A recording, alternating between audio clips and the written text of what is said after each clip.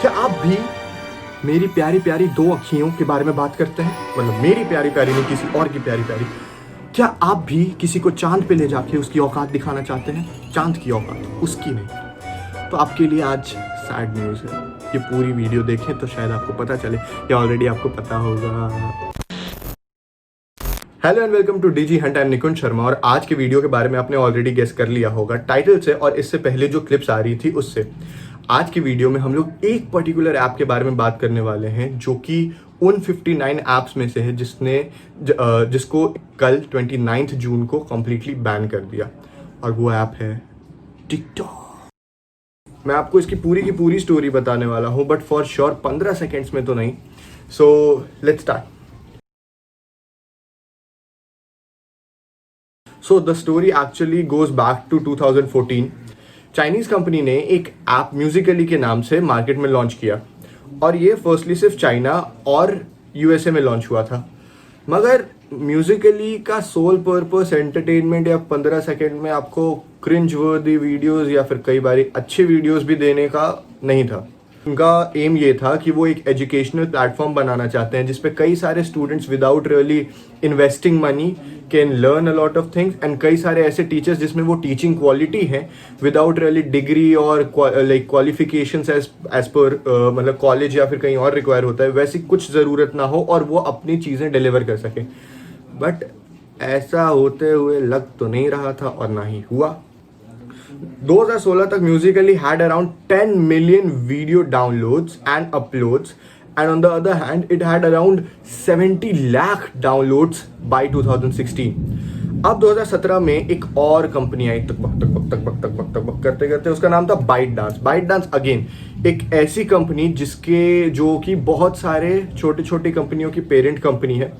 Bite dance ने Musically को खरीदा, और क्या खरीदा। Now, ByteDance bought Musical.ly in $1 billion. और इसने सिर्फ पर्टिकुलरली टिकटॉक को नहीं खरीदा, ByteDance की खुद की एक इसी तरीके की इसी का सोशल मीडिया प्लेटफॉर्म था जिसका नाम था Douyin। उसके साथ Musical.ly को मर्ज करके इसने एक ऐप दिया टिकटॉक। अब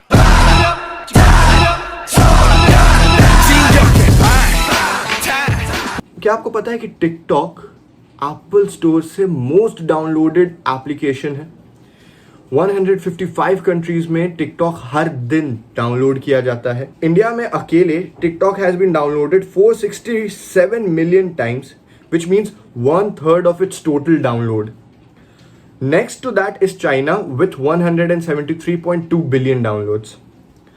अब मैं आपको इसकी पूरी एक स्टोरी बताता हूं कि टिकटॉक बैन क्यों हुआ। अब इससे पहले टिकटॉक एक और बारी बैन हो चुका था इंडिया में 2019 में, जब कई ऐसे इलीगल और अनऑथराइज्ड वीडियोस डलने लगे जिसमें बच्चे या तो सुसाइड कमिट करते हुए दिख रहे थे, या तो गलती से गन से मर्डर कमिट करते हुए दिख रहे थे, या फिर एक्सीडेंट में वीडियो शूट करते करते दिख रहे थे। और एक रीजन मेरे को पर्टिकुलरली ये लगता है कि कई लोग इन्फ्लुएंसर बन रहे थे। But any which way, jokes apart, इस कारण से 2019 में टिकटॉक को फॉर पर्टिकुलर टाइम बैन कर दिया गया। अब हुआ ये कि टिकटॉक के जो ओनर है उन्होंने एक डेटा जारी किया। उन्होंने एक बात बताई कि बिकॉज ऑफ दिस बैन उन्हें एक दिन में $500,000 का नुकसान हुआ, और अराउंड 275 जॉब्स वो at stake because of the ban. And ये सिर्फ एक दिन का डेटा है, तो आप कैलकुलेट कर लीजिए। अब तो इस टाइम पर टिकटॉक के यूजर्स भी ज्यादा हैं और टिकटॉक के व्यूअर्स भी ज्यादा हैं। तो अब मैं ये दो अलग अलग कैसे हैं, क्योंकि कई लोग ऐसे जो सिर्फ टिकटॉक देखते हैं और बनाते नहीं, और कई लोग ऐसे हैं जो टिकटॉक बनाते हैं। अब ऐसा क्यों हुआ कि इंडियन गवर्नमेंट ने अराउंड 59 ऐप्स को इंडियन स्टोर, iOS और एंड्रॉयड स्टोर से बैन कर दिया है कंप्लीटली। हाँ, अभी तक ये ऐसा प्रूव नहीं हुआ है कि जो ऑलरेडी इस चीज को यूज कर रहे हैं उनके लिए ये चीज यूज करना बंद हो जाएगा या they can continue using it. अभी ऐसा कुछ क्लियर नहीं है, but right now it's not like all the 59 apps, it's not available on either on iOS or Android. तो अब इसका रीजन क्या है? अब इसका reason particularly except for the brawl and the war and the conflict going on between India and China, इसके पीछे के रीजंस ये बताए गए कि ये प्राइवेसी ब्रीच करता है। कई सारे apps are actually functioning as a watch dog to China, then data thiefing, data privacy में आपकी ब्रीच और कई सारे इस तरीके के कारण। अब मैं आपको एक फन फैक्ट बताता हूं कि टिकटॉक की जो पेरेंट कंपनी है ByteDance, it is actually also a parent company of a AI firm called Toutiao in China. अब एआई फर्म यानी आर्टिफिशियल इंटेलिजेंस फर्म, एआई आपको आई गेस पता होगा, नहीं पता तो मैं आपको एकदम शॉर्ट में ये चीज़ बताता हूँ कि कई बार आप कोई चीज़ अपने एंड्रॉइड फ़ोन पे या कहीं भी अगर आप सर्च करते, for example the best burger to have in the particular city that you are living in और the particular area that you are living in, आप अगर उसके बाद किसी और साइट पे जाएंगे, फॉर मैटर फेसबुक पे या फिर यूट्यूब पे, तो आपको उससे रिलेटेड यानी बर्गर से रिलेटेड या रेस्टोरेंट से रिलेटेड कई सारे ऐड दिखने लगेंगे। अब ये ऐड बेसिकली आपके एनालिसिस यानी आपके सर्च एनालिसिस और कई सारी ऐसी चीजों पे बेस्ड होता है जो कि बैकएंड में काम करती है। अब प्रॉब्लम क्या है? अब प्रॉब्लम ये नहीं है कि सिर्फ वो आपको आपके बेस्ट ऑप्शंस दिखा रहा है जो आप सर्च कर रहे हैं, बट प्रॉब्लम ये है कि वो अपने डेटा को तो आप तक पहुंचा रहा है मगर आपके डेटा को भी अब तक रख रहा है। यानी कि आपके प्राइवेट डेटाज, आप जो भी सर्च कर रहे हैं, कुकीज जो आप कई बार आपसे ऐसा पूछा जाता होगा कि क्या आप अग्री करते हैं, डिसअग्री, और हम बिना पढ़े हुए अग्री भी कर देते हैं on most of the sites. कई बार अपनी लोकेशन शेयर करते हैं, तो these things are a major concern for our privacy.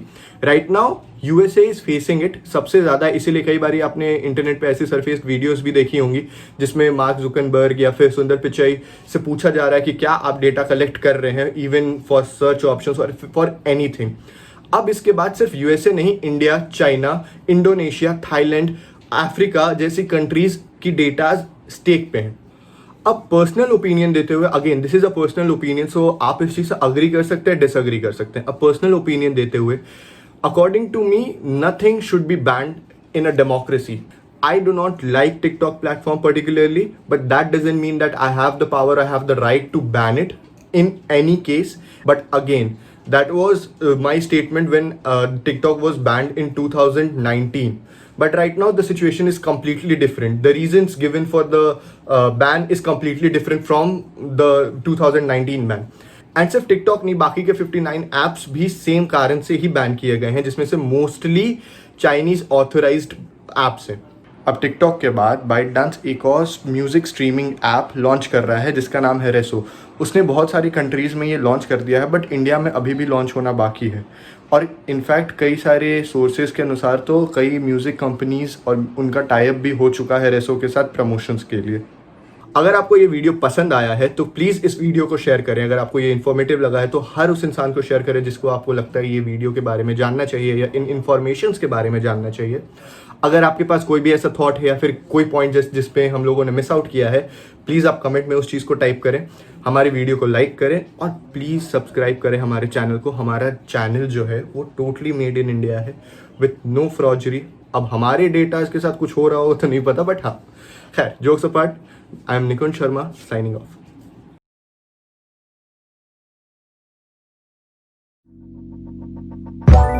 Let it go.